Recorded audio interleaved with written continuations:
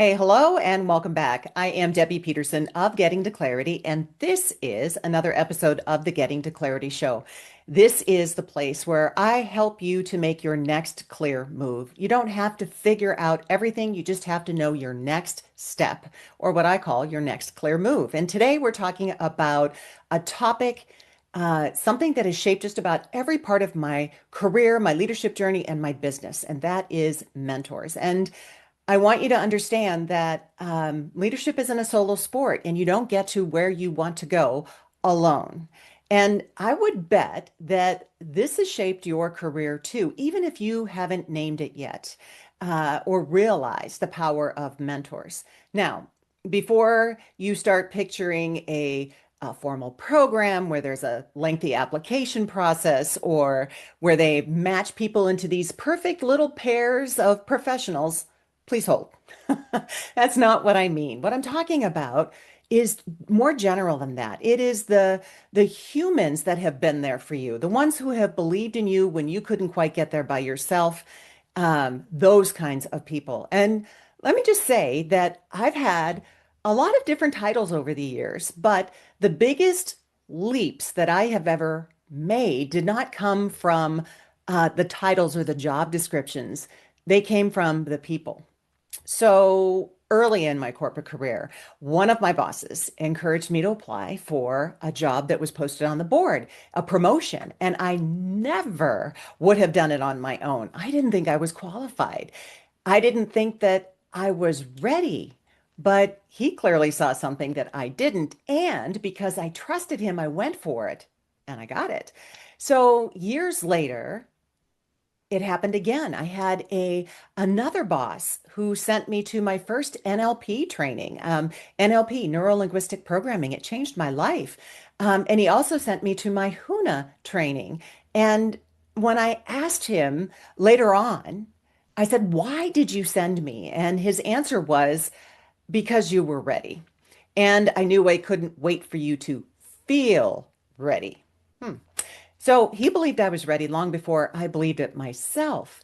And that decision, what he saw, that moment, changed the entire trajectory of my life. I literally wouldn't be doing what I'm doing today. It set me on the path that I'm walking today. And it didn't stop there.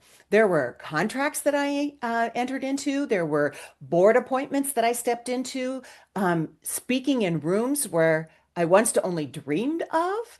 You know, every stretch, every step forward became a realization because of someone who poured themselves into me, someone that made sure that I had what I needed so that I could rise into the moment. And some of those people were mentors, some of those people weren't, but every single one of them was a turning point. And essentially, that's what we're talking about today. Not the formal programs, not the checklists and the applications. What we're talking about are actual people who help you grow, the people who let you borrow their belief until your own kicks in. Now, why does this even matter? So, somewhere along the way, what I have witnessed is leaders thinking that they are supposed to have everything all figured out. Like asking for help is some sort of weakness, that they're slipping, that uncertainty or questioning is a liability. And let me just say this very plainly. The higher you go, the more you need people around you. And it's not because you can't do it alone, but it's because you shouldn't. Leadership is a learning curve, and we rarely give ourselves the permission to have it. So when we don't ask for help, here's what happens. We will stay stuck longer than we need to. We will cling to strategies that got us to where we are, but won't get us to where we want to go. We will isolate ourselves. We'll go inward because we don't want anyone to see that we don't have it all figured out. Um, we'll try to live on our own confidence and it won't be enough. Essentially, that'll just drain. And we'll work harder instead of smarter. So, mentors break that cycle. They show you what's possible, they help you cut through the noise, they hand you clarity when you can't find it yourself. And it's not, mentoring relationships aren't about hierarchy, okay? It's not about age. what it's about is experience and wisdom. It doesn't have to be a long-term relationship, and you don't need to know all the answers first. Just a direction will work. So, mentoring, the definition is simply an experienced and trusted advisor who's going to share that experience and wisdom with you. And they're willing to share it with you so that you can move forward. And that's it. Make it simple. So, here are a few ways to bring mentoring into your leadership right now. So, here's what I want you to consider. Excuse me. First, borrow belief. When someone that you deem credible says, "You're ready," I want you to listen. I need you to just pause and consider the possibility that they may be right. Borrow their belief until your own catches up. Second, strive to thrive with five.